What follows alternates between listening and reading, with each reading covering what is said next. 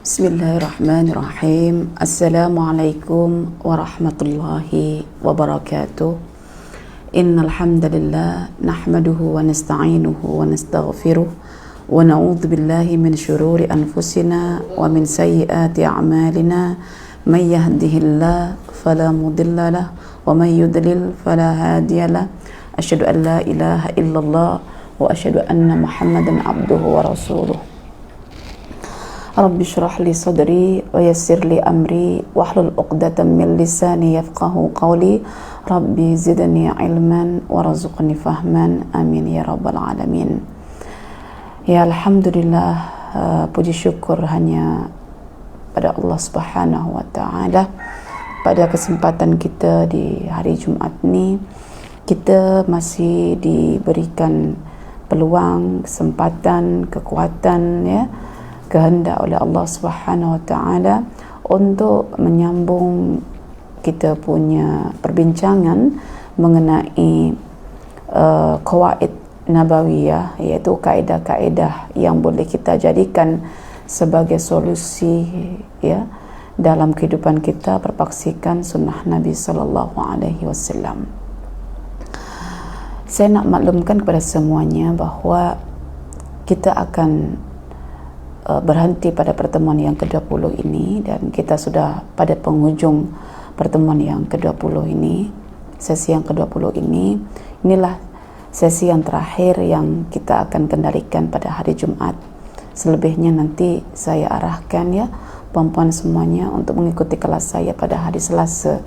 Pada hari Selasa, yaitu kelas hadis Nabi sallallahu alaihi wasallam yang berkitab, yang akan terus mengkaji hadis-hadis sahih, ya, yang diriwayatkan oleh pelbagai perawi hadis yang kita kaji khususnya dalam bab keimanan, ya.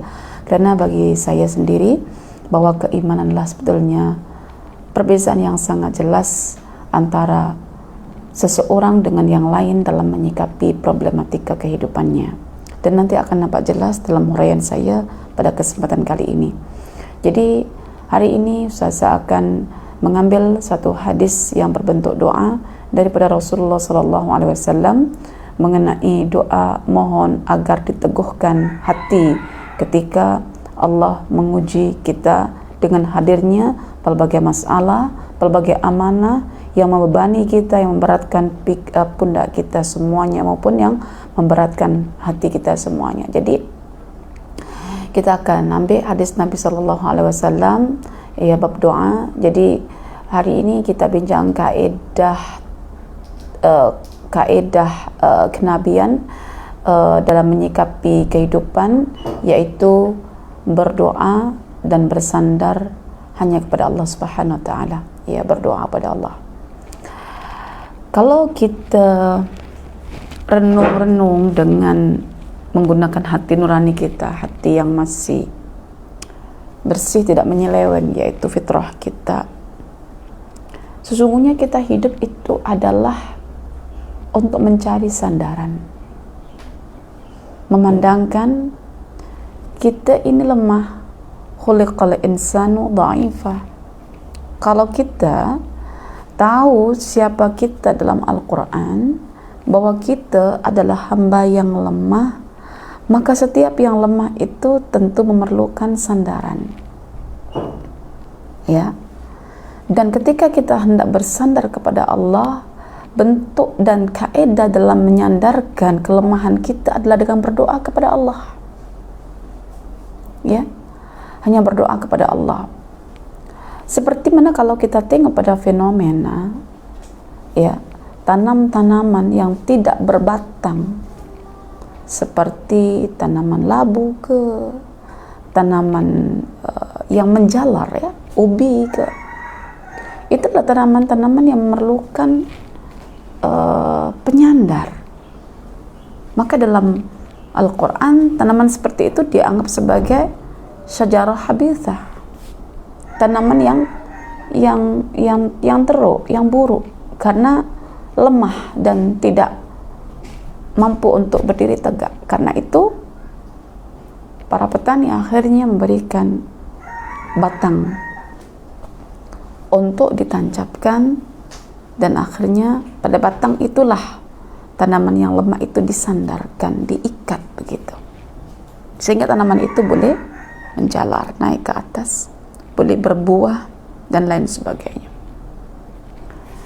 Kita kalau diibaratkan laksana tanaman yang lemah seperti itu, kita memerlukan sandaran, dan sandaran kita karena kita sebagai makhluk, maka sandaran kita adalah Allah, yaitu Al-Khaliq. Jadi itu yang perlu kita perkemas semula dalam menyikapi hidup kita, yang hidup itu hakikatnya hanyalah ujian belaka. Oh, bukannya hidup itu ada hukuman juga, ada balasan juga. Sebetulnya hukuman ataupun balasan yang berada di dunia itu adalah sesuatu yang sifatnya disegerakan oleh Allah untuk menjadi ibrah, bukan untuk menafikan adanya hukuman atau balasan di akhirat. Oke, ya, Anda dekat dengan Allah, Allah bagi balasan di dunia seperti ketenangan, rezeki yang melimpah dan lain sebagainya. Itu sebetulnya bukan bermakna Allah akan menutup kita di akhirat untuk tak mendapatkan kenikmatan yang abadi di surga. Bukan. Jadi konsep yang sebenar tentang hidup adalah bahwa dunia itu adalah darul ibtila. So adanya balasan, ya, adanya hukuman yang menimpa manusia di dunia itu bukan sebagai hukuman atau balasan yang disegerakan oleh Allah untuk menafikan hukumannya di akhirat, bukan. Tetapi itu dikatakan sebagai tasjih, satu motivasi untuk menggerakkan mereka agar kembali pada Allah. Jadi bagaimanapun juga dunia tetap dipandang sebagai darul ibtila, ya, negeri cobaan. Kalau kita sudah memahami dunia sebagai negeri cobaan, ya, tentu akan ada beban-beban yang mesti kita pikul. Tentu akan ada masalah-masalah dalam bentuk cobaan, petaka dan lain sebagainya yang mesti kita tanggung. Dan itu semua kita anggap sebagai sesuatu yang perlu untuk disikapi, bukan untuk dihilangkan. Benda itu tidak akan hilang. Anda menghilangkan satu jenis masalah, akan datang masalah lain. Anda mencoba untuk mengurangkan beban kehidupan, akan datang beban yang lain. Jadi tugas kita itu sebetulnya bukan menghilangkan atau mengurangkan beban atau menafikan masalah atau lari daripada masalah, tetapi kita welcome kepada masalah, kita welcome kepada amanat atau beban kehidupan, kita welcome untuk mereka. Tetapi kita perlu meminta bersandar pada Allah agar sesuatu yang akan menanggung beban kehidupan itu, sesuatu itu dikuatkan oleh Allah. Itu sebetulnya, dan ini kemuncak solusi dalam sunnah nabawiyah. Maka saya letakkan ini adalah pertemuan kita yang terakhir, pertemuan kita yang ke-20. Selebihnya saya ajak perempuan, ya, untuk mengikuti kelas saya pada hari Selasa. Dan insya Allah pada hari Selasa kelas tadabbur hadis Nabi Sallallahu Alaihi Wasallam akan dikendalikan oleh pihak Rami untuk memudahkan prosedurnya. Ya, nanti kita akan bagi terus maklumat di page Ustazah setiap hari Selasa, ya, pukul 9:30 itu kita akan buat kelas rutin seperti kita adakan, ya. Oke, baik. Puan-puan semuanya, hadis yang akan kita kupas selari dengan prolog yang Ustazah beri tadi adalah hadis yang diriwayatkan oleh salah seorang tabi'in. Puan-puan tahu tak tabi'in itu? Tabi'in itu, ya, kalau kibarut tabi'in itu sebetulnya adalah sahabat kecil yang mereka hidup bersama ayah mereka, seorang sahabat besar, kibarus sahabat. Yang sahabat besar itu adalah merupakan sahabat pada Rasulullah Sallallahu Alaihi Wasallam. Jadi sahabat yang kecil-kecil itu dianggap sebagai tabi'in. Maka Hasan al-Basri walaupun merupakan anak didik Rasulullah, diasuh oleh Rasulullah, dianggap sebagai kibarut tabi'in. Ya, Hasan al-Basri. Jarang orang menganggap Hasan al-Basri sebagai sahabat walaupun hidup zaman Nabi. Ya. Demikian juga ya Sa'ad bin al-Musayyab. Al-Musayyab itu seorang kibarus sahabat yang besar. Tetapi anak kepada Al-Musayyab dianggap sebagai kibarut tabi'in, ya, pengikut sahabat yang besar. Nah, baru nanti ada tabi'ut tabi'in, ya, tabi'ut tabi'in. Oke. Dan biasanya seorang sahabat kecil ataupun kibarut tabi'in kalau meriwayatkan hadis biasanya tak direct dengan Rasul, tetapi melalui kibarus sahabat, sehingga ada namanya mursal sahabi. Ada hadis namanya mursal sahabi, yaitu hadis yang diriwayatkan oleh seorang sahabat terus direct ke Nabi, sehingga dikatakan hadis mursal, yaitu yang hilang sandaran gantungan sahabat besarnya. Tapi karena as-sahabat kecil atau besar itu adil, maka tetap dianggap. Maka seorang sahabat seperti mana Ibnu Abbas, ya, banyak meriwayatkan hadis mursal. Hadis mursal itu hadis yang dia buang sahabat besarnya karena dia terus direct dengan Nabi, tapi dihukumi tetap sahih mursal. Hadis mursal tapi tetap diamalkan begitu. Nanti perempuan akan belajar bagaimana seni berhadis itu membuat kita rasa macam seronok sebetulnya memahami tentang keadaan sahabat, tentang tabi'in, karena mereka adalah salafus saleh sebagai contoh terbaik umat. Ya, jadi di sini Ustazah akan sebutkan satu hadis yang sering kita faham redaksi doanya sahaja, tetapi kita tak tahu susunan kronologi hadis itu. Puan-puan pernah dengar hadis ya muqallibal qulub sabbit qalbi ala dinik wa ya musarrifal qulub sabbit qalbi ala ta'atik. Itu kan doa yang sering kita panjatkan, namun kita tidak mengetahui susur galurnya dari mana sebetulnya hadis itu dan mengapa hadis itu menjadi hadis yang begitu famous di kalangan umat Islam. So, pada kesempatan ini saya akan sebutkan hadisnya secara riwayat, artinya daripada jalur sahabat kecil yang bernama Syahr bin Haushab, ya, dengar sekarang nama Syahr bin Haushab. Oke. Hadis ini disebutkan dalam kitab Sunan At-Tirmidzi dan dihukumi sahih oleh Syekh Nasiruddin Albani, ya. Saya bacakan hadis lengkapnya, riwayat lengkapnya, ya. Qultu li ummi Salamah ya ummal mu'minin ma kana aktsaru du'ai Rasulillah sallallahu alaihi wasallam idza kana indak. Qalat kana aktsaru du'aihi ya muqallibal qulub sabbit qalbi ala dinik. Qalat faqultu ya Rasulullah ma aktsaru du'aaka ya muqallibal qulubi sabbit qalbi ala dinik. Qala ya umma Salama innahu laysa adamiyyun illa wa qalbuhu baina usbu'ain min asabi'illah faman syaa'a aqama wa man syaa'a azaqa. Fatala Mu'azun rabbana la tuzigh qulubana ba'da idh hadaitana. Oke, apa maksudnya Ustazah hadis ini? Qultu li ummi Salamah, ya, Syahr bin Haushab telah berkata kepada Ummu Salamah. Tahu Ummu Salamah?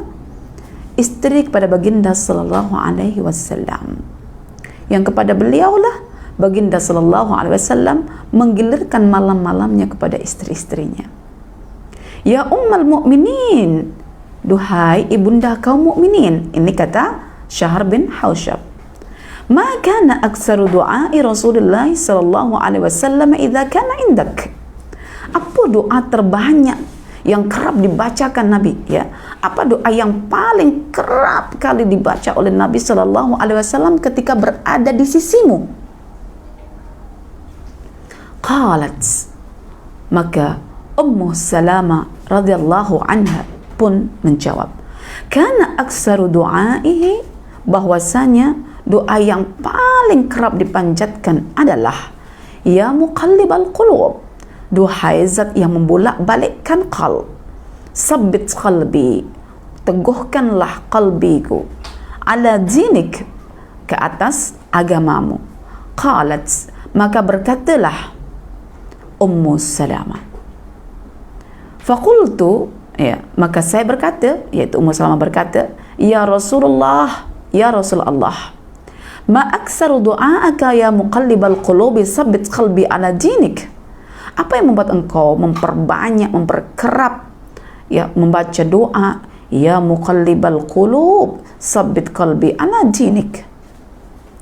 Qala, maka baginda sallallahu alaihi wasallam pun menjawab, ya Ummu Salamah, duhai Ummu Salamah, innahu laisa adamiyun illa wa qalbuhu baina usbu'ain min asabi'illah, tidaklah anak Adam itu melainkan kalbunya itu berada di antara dua jemari Allah. Faman syaa aqama, maka barang siapa yang Allah menghendakinya untuk tegak, Allah tegakkan. Faman syaa azagha, barang siapa yang Allah kehendaki untuk bengkok, untuk condong, ya, akannya bengkok dan condong. Fatala Mu'azun bin Mu'az, Rabbana la tuzigh qulubana ba'da idh hadaitana. Maka Mu'az bin Mu'az membaca selepas hadis ini disampaikan oleh Sahr bin Haushab. So Mu'az di sini bukan Mu'az bin Jabal, ya, tapi Mu'az yang satu base dengan Sahr bin Haushab. Maka Mu'az pun membaca, menyambung hadis Nabi itu terus direct dengan Al-Quran, ya. Rabbana la tuzigh qulubana ba'da idh hadaitana, duhai Rabb kami, janganlah engkau condongkan, ya, hati kami selepas engkau telah tegakkan hati kami dengan memberikan hidayah. Ya Allah, kita kalau membaca hadis dalam bentuk riwayat, maka sesungguhnya kita boleh memahami kaedah para sahabat itu dalam berinteraksi dengan sunnah Nabi. Adakah sunnah Nabi itu sesuatu yang berdiri sendiri, atau dia merupakan penjelas kepada Al-Quran? Adakah sunnah Nabi itu diutamakan baru belajar Al-Quran, ataukah Quran dulu baru belajar sunnah Nabi Sallallahu Alaihi Wasallam? Kalau tengok keadaan Mu'az bin Mu'az di sini, beliau sudah faqih dengan Al-Quran, faham tentang Al-Quran. Lalu ketika ada hadis yang disampaikan oleh salah seorang perawi, beliau boleh kaitkan hadis itu dengan Al-Quran Al-Karim, kerana Al-Quran dengan hadis Nabi itu adalah dua-dua wahyu. Dua-duanya adalah wahyu. Jadi kalau dua-duanya wahyu, maka kedua wahyu ini mesti dipegang kukuh dan jangan dipisahkan. Cuma dalam skala prioritinya kita dahulukan Al-Quran, dalam skala pemahaman Quran kita menganjak kepada sunnah Nabi. So tanpa sunnah Nabi kita tak boleh memahami Al-Quran. Tanpa Al-Quran, ya, kita pun tidak boleh mengaitkan nak dibawa kemana sunnah Nabi Sallallahu Alaihi Wasallam tersebut. Okey, itu sekilas, ya, tentang bagaimana kita melihat atau menyikapi hadis Nabi ketika disebutkan dalam bentuk riwayat, ya, secara kronologi. Baik, jadi hadis yang saya bacakan tadi sebetulnya adalah menjelaskan tentang keadaan istri Nabi Sallallahu Alaihi Wasallam, Ummu Sulaim, yang mendapatkan giliran, ya, untuk digauli Nabi Sallallahu Alaihi Wasallam sebagai salah seorang daripada istri-istri yang lain. Dan ketika Nabi mempergilirkan masanya untuk Ummu Salamah, Nabi tetap tidak lupa dengan qiyamul lailnya, sehingga apa yang dibaca Nabi dalam qiyamul lailnya, doa-doa yang dibaca ketika bersujud itu didengar oleh siapa? Ummu Sulaim. Karena Ummu Salamah. Karena posisi di sini adalah posisi waktu malam sebetulnya. Nabi bersama istri-istri mereka itu selalunya di waktu malam. Di waktu siang itu Nabi lebih banyak berkhidmat kepada para sahabat, memperjuangkan Islam. Malamnya mengisi roh dengan spirit Qiyamul Lail. Dan ketika Qiyamul Lail, istri yang begitu mencintai suaminya, mencintai baginda sallallahu alaihi wasallam, tidak membiarkan malam itu begitu berlalu saja, tapi memperhatikan gerak-gerik, tindak tanduk amaliyah Nabi sallallahu alaihi wasallam. Dan Ummu Salamah ini adalah salah seorang istri Nabi yang sudah mencecah umurnya, ya, mencecah pada umur-umur yang tua begitu. Dan Ummu Sulaim itu sangat menghargai rumah tangga, privasi rumah tangganya. Sehingga sebab berkata kepada Rasulullah, wahai Rasulullah, jika engkau inginkan seorang wanita yang lebih muda, yang muda gitu ya, yang boleh melayani keperluan kamu, nikahilah wanita itu, tapi tolong jangan engkau ceraikan aku. Karena tahu Ummu Salamah seorang wanita yang sudah berumur, tapi Nabi menikahinya karena Nabi begitu menghargai para sahabatnya yang telah gugur di medan jihad. Sehingga Nabi menanggung istri, sebagian dari istri-istri, dan sekaligus Nabi tahu kelebihan-kelebihan wanita yang dinikahi itu dari segi kepentingan untuk umat Islam seterusnya. Ya, Ummu Salamah. Jadi Ummu Salamah mengetahui ya doa yang kerap dipanjatkan oleh suaminya itu. Dan ketika ada salah seorang ya kibarut tabi'in yang bernama Syahar bin Hausyab ya menyoal Ummu Salamah tentang soalan yang luar biasa, ya, soalan tentang doa. Artinya para kibarut tabi'in yang merupakan didikan kibarus sahabah, yang kibarus sahabah merupakan didikan Rasulullah SAW, mengetahui urgensi atau kepentingan doa itu, sehingga ketika doa itu dirasa sesuatu yang paling penting dalam kehidupan para sahabat dan juga anak keturunan mereka, maka para sahabat ataupun kibarut tabi'in berusaha untuk menyoal kalau doa itu penting, apa sebetulnya doa yang paling Rasulullah kerap baca. Artinya kalau Rasulullah mengerapkan satu bacaan doa, ya, itu artinya pada doa itu ada kepentingan yang luar biasa untuk hidup kita, khususnya dalam meraih keistiqamahan dalam kehidupan ini agar tetap berada di atas jalan yang lurus ketika nafsu, hawa, syahwat, dunia menawarkan dirinya untuk dinikmati.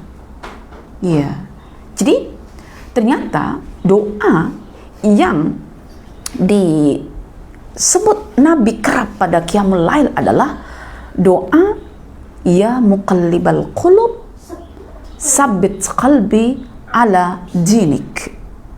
Wahai zat yang membolak-balikkan kalbu, teguhkan, kukuhkan, kuatkan, tegakkan hatiku, kalbuku dalam agamamu.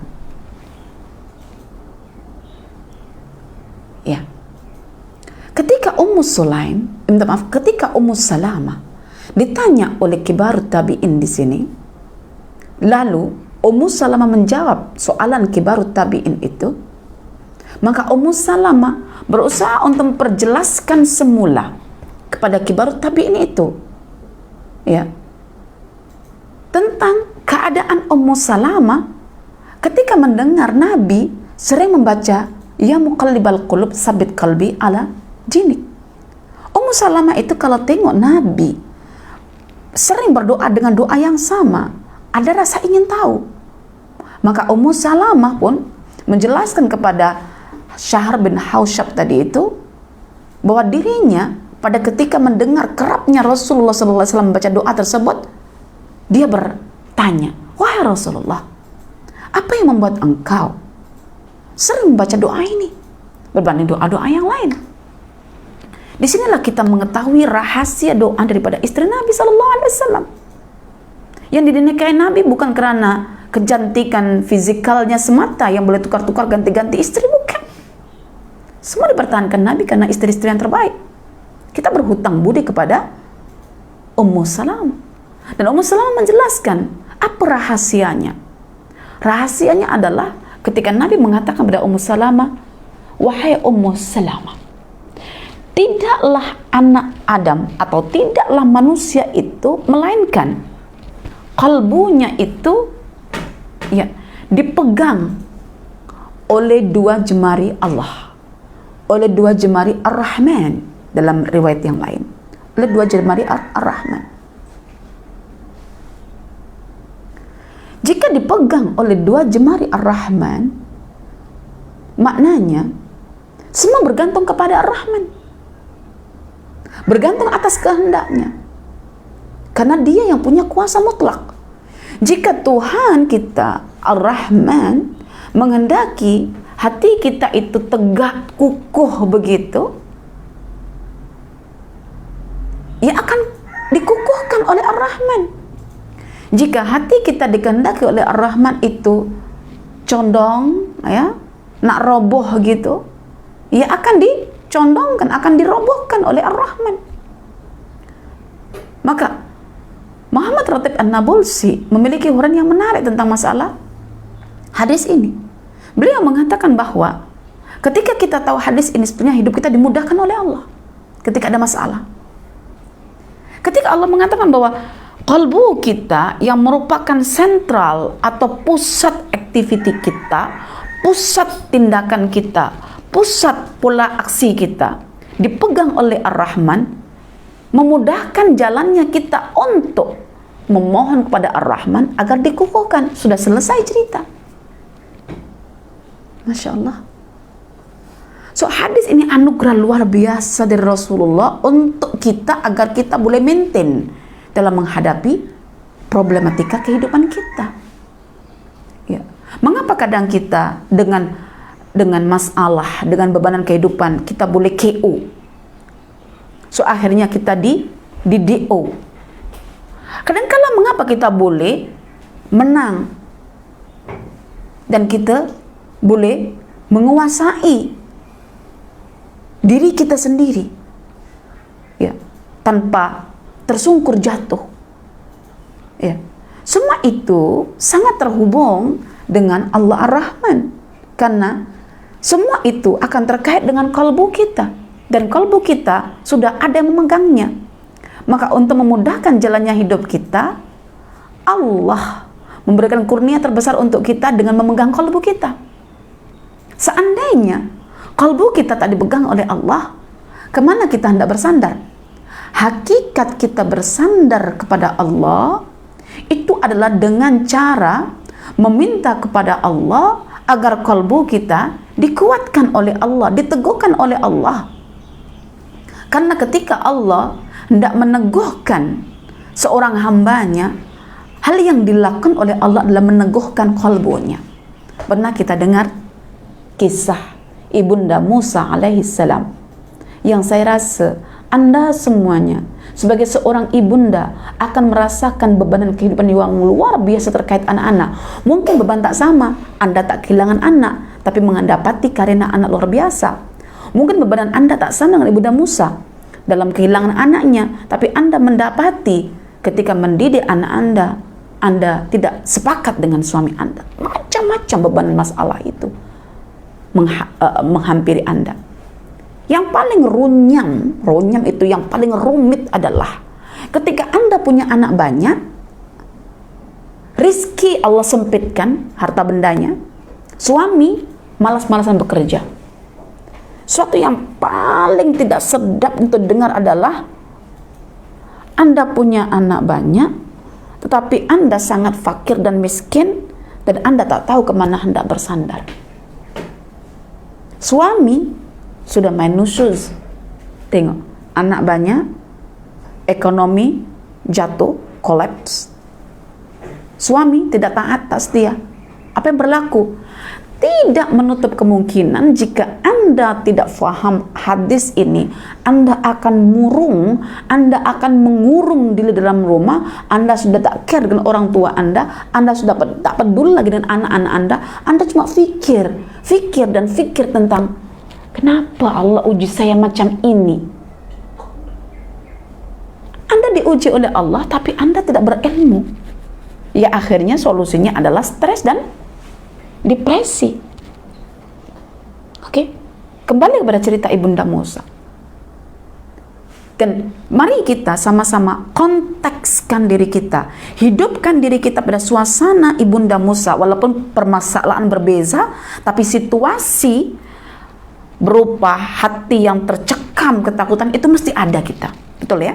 Coba, mari kita hadirkan diri kita pada kisah itu.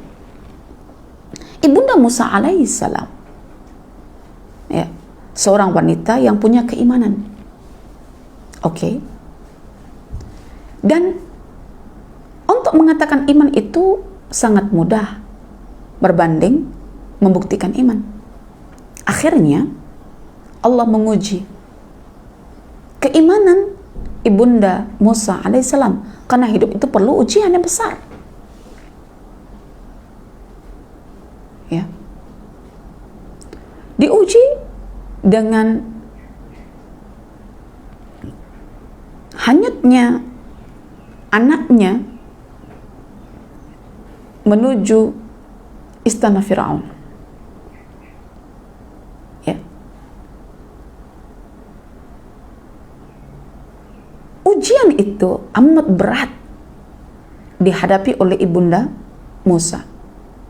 Sehingga diceritakan dalam Al-Quran, beratnya bebanan hidup itu membuat Ibunda Musa hampir membocorkan rahasia Musa yang diasuh oleh pihak istana. Kalau Ibunda Musa bertindak gegabah, gopo-gapa, membocorkan rahasia, itu namanya Ibunda Musa tidak as-sibat ala diniha, tidak kukuh di atas agamanya, tidak ikut skrip Allah Ta'ala yang disuruh untuk diam, jangan membocorkan rahasianya. Tapi hampir kolaps gitu ya, hampir Ibunda Musa itu menceritakan perihal Musa itu kepada pihak istana, hampir tumbang Ibunda Musa. Tapi apa yang berlaku?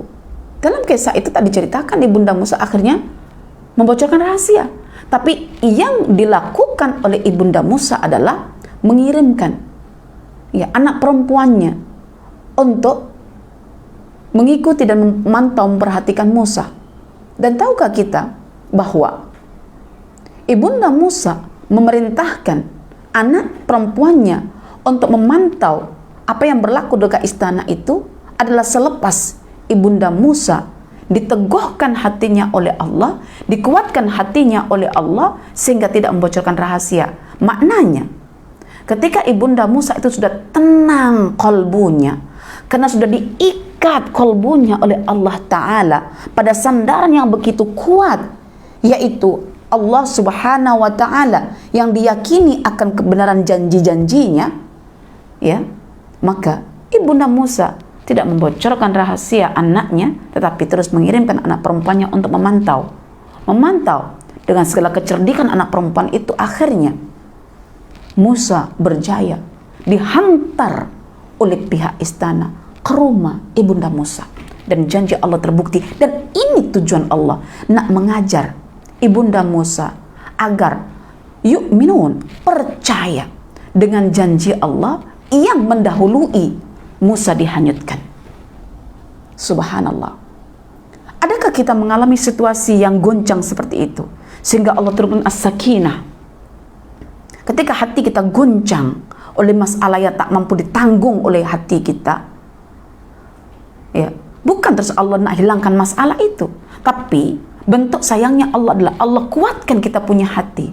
Maka saya sering ingatkan dalam tulisan saya, ya, ketika Allah menyayangi Anda, bukan bermakna Allah akan menghilangkan masalah Anda, tapi Allah akan menguatkan jiwa Anda agar masalah yang besar bagaimanapun mampu untuk Anda tanggung dengan jiwa Anda.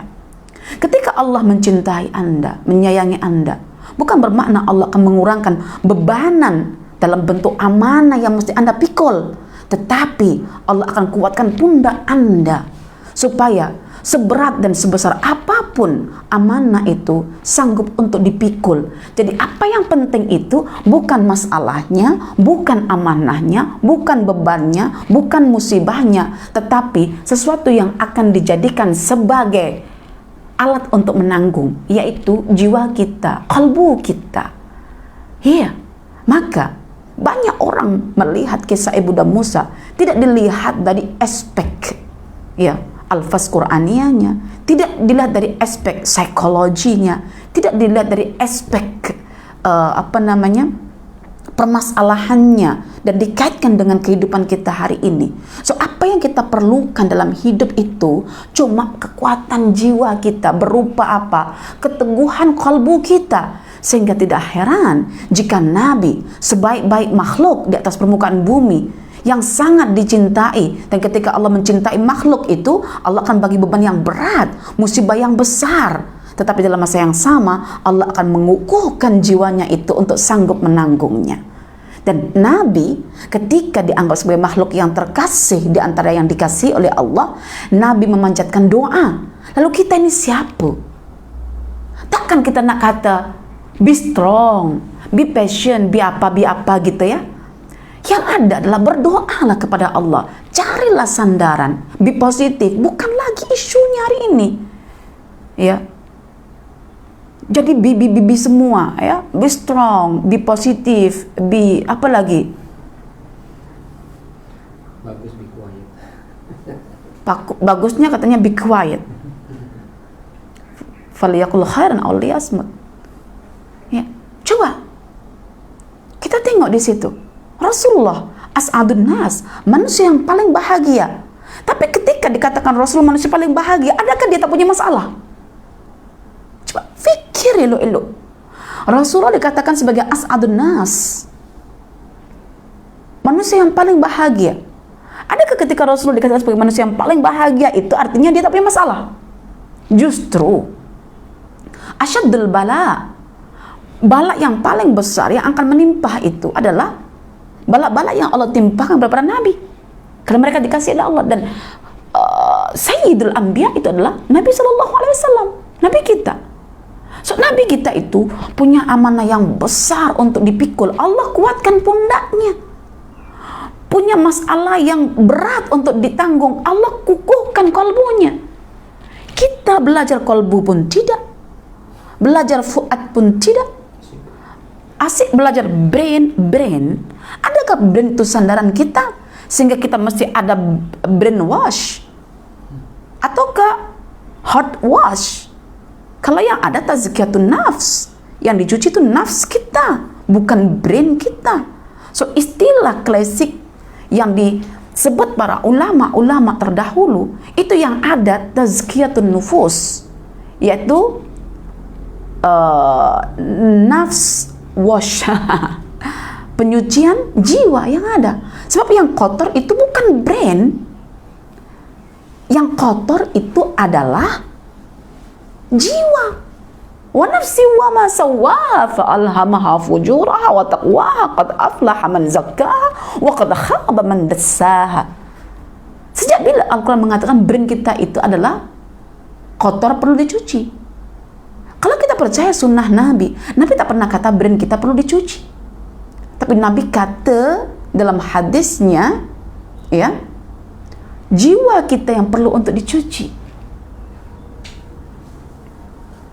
Allahumma ati nafsi taqwaha wa zakkiha anta khairu man zakkaha anta waliyuha wa maulaha. Ya Allah, kurniakan jiwaku, nafsku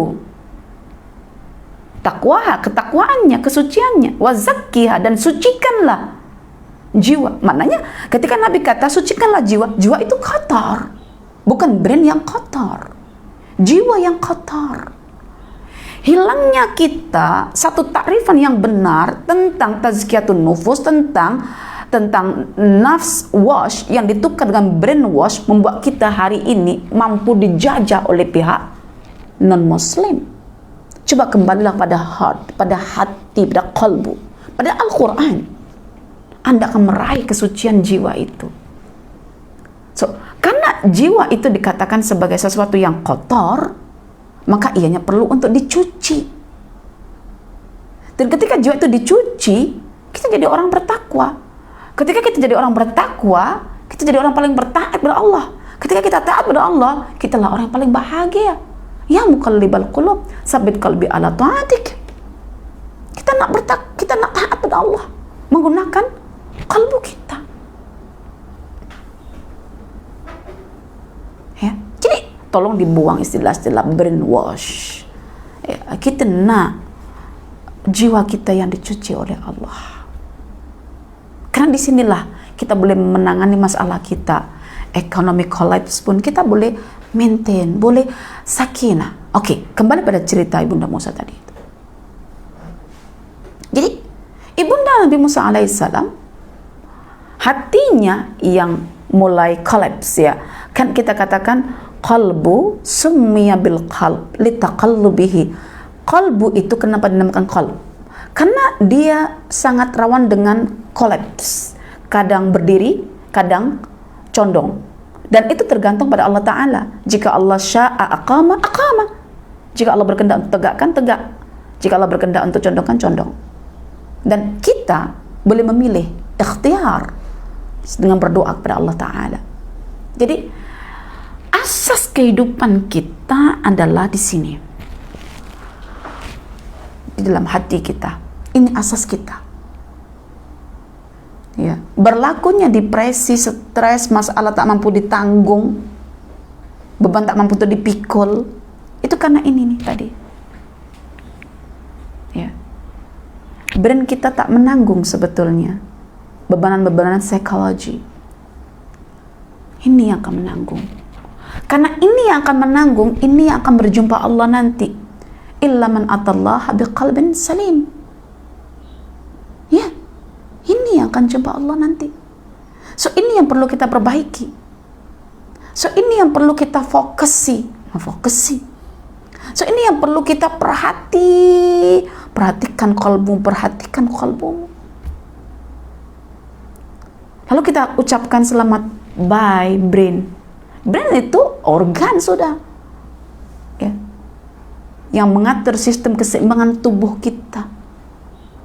Ya. Brain itu kotor, cara mencucinya itu jangan minum arak.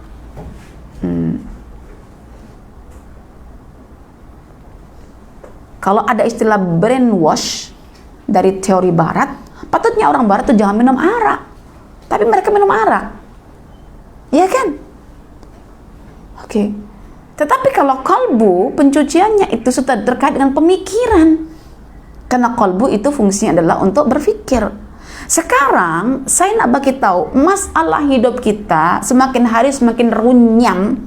Ingat cakap Ustazah, runyam itu adalah semakin bertumpuk-tumpuk, berlebih-lebih dan tak tahu jalan keluarnya. Itu karena kita tidak kembali kepada Al-Quran dan Sunnah Nabi, di mana Nabi Quran telah memberikan satu panduan dalam menjalankan skrip Allah Ta'ala menuju kebahagiaan yang sejati. Oke. Jadi kita boleh bayangkan suasana Ibunda Musa tadi itu, ya Allah. Yang diingat cuma anak. Kalau seorang wanita tinggal suaminya, yang diingat cuma suami. Akhirnya murung, ya. Saatnya dia berdoa, saatnya dia tundukkan keegoannya, kesombongannya, saatnya hatinya mendongak kepada Allah, saatnya kepala ditundukkan penuh dengan kerendahan diri. Ya muqallibal qulub, sabbit qalbi ala ta'atik. Begitu besar musibah yang menimpaku, ya Allah, namun aku ingin Engkau berkehendak menegakkan hatiku, mengikat hatiku, dan menambatkan hatiku pada satu tambatan yang sangat kukuh. Dan tambatan yang kukuh itulah yang disebut dengan keyakinan kita pada Allah. Dan keyakinan pada Allah itu diletakkan Allah dalam fuad kita. So fuad kita, tempat kalbu kita untuk bersandar. Disitulah ada ma'rifatullah, ada tauhidullah, ada tawakal ala Allah, ada mahabbatullah, ada syauqullah dan lain sebagainya. Kita bersandar dekat fuad kita. Oke, saya nak bagi contoh. Setiap aktiviti yang saya lakukan, saya mencoba untuk mengaitkan dengan Al-Quran punya teori atau Al-Quran punya penceritaan begitu. Sudah sekian lama saya melihat dinding taman saya yang bukan dari bata tetapi daripada besi kecil-kecil yang diletakkan suami saya begitu saja, dengan ada satu sandaran besi kecil yang rapuh tapi dia condong akhirnya. Saya tak puas tengok dinding taman saya itu condong, tidak elok untuk sebagai laluan nanti ketika saya bersih-bersih. Saya maunya dinding itu tegak kukuh. Sampai akhirnya ya, kami meletakkan satu reban begitu, reban besar yang dibuat kukuh, dan saya letakkan di samping dinding itu berdekatan. Saya katakan pada suami saya, alhamdulillah, tinggal tautkan, tinggal robet, tinggal ikat, saya yakin dinding ini akan kuat. Betul, diikat oleh suami saya, dinding itu tegak dan kuat sehingga cantik dan indah. Sebelumnya dia dinding ini diikat juga oleh suami saya dengan pokok bidara yang jaraknya agak jauh dengan dinding itu, dinding besi itu ya, tetapi masih condong karena jauh. Tapi ketika diikat dengan sesuatu yang kuat dan dekat, dinding itu tegak. Maka saya berpikir, jika Allah sebagai sandaran kita dan Allah itu qarib, maka kita akan kuat. Jika ada satu kekuatan tapi dia jauh jaraknya, tetap ada ruang untuk apa namanya? Untuk condong begitu. Jadi saya yakin kenapa Allah itu menamakan dirinya itu qarib. Dan qaribnya itu terkait dengan bab doa. Wa idza sa'alaka 'ibadi 'anni fa inni qarib. Nah, buktikan Allah itu qarib. Lafaz qul dibuang oleh Allah sehingga langsung menggunakan fa inni, bukan faqul inni qarib. Dan jika hamba-hambaku yang bersyukur itu bertanyakan ya kepadamu tentang aku, Allah tak kata maka katakanlah wahai Muhammad. Allah tak kata begitu, tapi Allah terus kata maka sungguh aku dekat. Tak perlu perantara Rasulullah untuk direct kepada Allah Ta'ala, tak perlu. So kita dibagi anugerah oleh Allah, bila berdoa tak perlu tahu wasilah, terus direct pada Allah, karena Allah itu dekat. Sehingga ketika kita lemah bersandar pada yang kuat, dan yang kuat itu dekat, tak ada peluang untuk jatuh begitu ada. Percayalah, ini rapuh meja, Anda sandarkan pada tempat yang jauh, ada peluang untuk dia jatuh. Mungkin alat yang digunakan untuk bersandarnya itu putus talinya. Tapi kalau di sampingnya terus benda besar dan kuat sandar, kuat dia. Masya Allah. Karena itu perempuan dan tuan-tuan sekalian, coba kita fahami tentang masalah itu. Masalah ini sebetulnya adalah mengajak kita untuk bersandar. Masalah ini sebetulnya mengajak kita untuk merasa kuat dengan sandaran. Masalah itu sebenarnya satu teguran kepada Allah agar kita bersandar.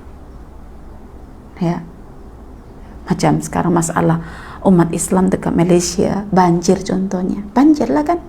Itu masalah kan? Kalau ditanya-tanya tentang masalah secara saintifik, zamannya Nabi Nuh, alam masih alami lagi semuanya, tapi banjir juga. So Allah kalau berkehendak banjir, walaupun buminya itu indah sekalipun tetap banjir. Ya. So ini semuanya adalah bagi kesadaran kita, dunia itu fana. Yang baru renovate rumah kan, tenggelam rumahnya. Apa yang boleh kita banggakan? So yang tak kena musibah, dia ambil ibrah di situ.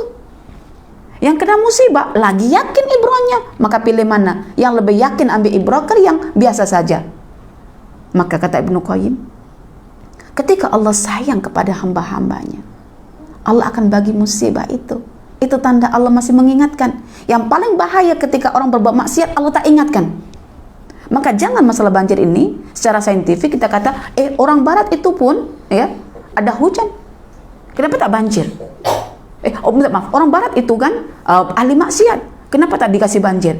Semua jenis-jenis peringatan itu tak sama, tapi tujuannya itu sama, yaitu apa? Mengajak manusia memiliki kesadaran, sadr, memiliki dada gitu untuk sadar, sadr, dengan adanya teguran-teguran yang Allah arahkan ke kolbu, sehingga manusia berdoa pada Allah meminta kolbunya dikuatkan begitu. Dan ketika kita ada masalah dan kita berdoa dengan doa Nabi, yang perlu kita pilih adalah waktu kita berdoa itu, ya. Kalau boleh doa itu panjatkanlah ketika kita dalam keadaan sujud, karena doa ini penting. Doa ini penting, kenapa? Kita nak berjumpa Allah dengan kalbu kita, so kita ingin dikuatkan oleh Allah ketika kita istiqamah. So istiqamah maknanya kita mendaki puncak destinasi, yaitu Allah Ar-Rahman. So untuk mendaki puncak destinasi kita perlukan hati, yaitu kalbu. Karena kita perlukan kalbu, maka kita perlu berdoa dengan doa ya muqallibal qulub. Paham di sini ya perempuan ya? Jadi itulah yang boleh saya sampaikan, bahwa ketika kita sudah berdoa kepada Allah, pilihlah doa itu yang terbaik, dan aqrabu ma yakunul abdu min rabbih fahuwa sajid. Maka waktu yang paling tepat untuk berdoa adalah ketika kita sujud, karena kita dekat dengan Allah, Allah dekat dengan kita, sehingga Allah mudahkan kita. Maka bagi siapa yang punya masalah, solatlah dan berdoalah dalam sujud Anda ketika solat. Insya Allah Allah akan selesaikan urusan kita. Mari kita bersandar hanya kepada Allah. Aku qauli hadza wa astaghfirullah li wa lakum. Wassalamualaikum warahmatullahi wabarakatuh.